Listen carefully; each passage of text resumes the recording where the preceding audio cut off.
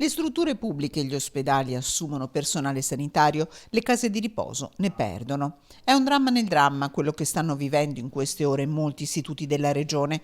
A parlarne è Francesco Facci, presidente di UNEBA Veneto, che rappresenta 80 istituti sparsi nelle 7 province con 12.000 ospiti, 8.000 lavoratori. In base a una sommaria indagine telefonica che abbiamo fatto con i nostri associati, ci sono strutture che si trovano ad aver avuto dimissioni importanti, di numeri importanti di infermieri. Personalmente, per le strutture che dirigo, 5 infermieri su 23 in una struttura se ne sono andati in un paio di settimane. Ma mi dicono che ci sono anche altre strutture con oltre 20 infermieri che se ne sono andate.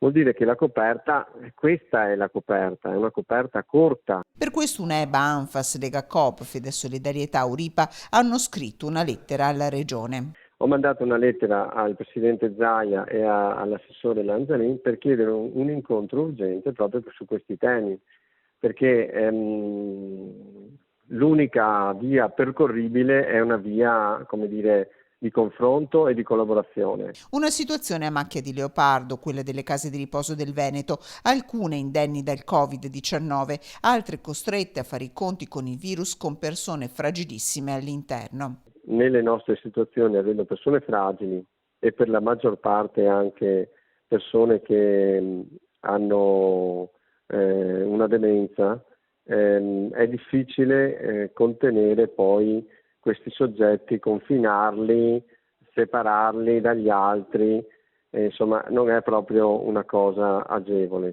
Emergenza nell'emergenza e DPI, le mascherine, in particolare dispositivi FFP2 e P3. Anche qui la situazione è a macchia di leopardo, ci sono strutture che sono riusciti ad acquistarli praticamente a prezzi assolutamente fuori mercato.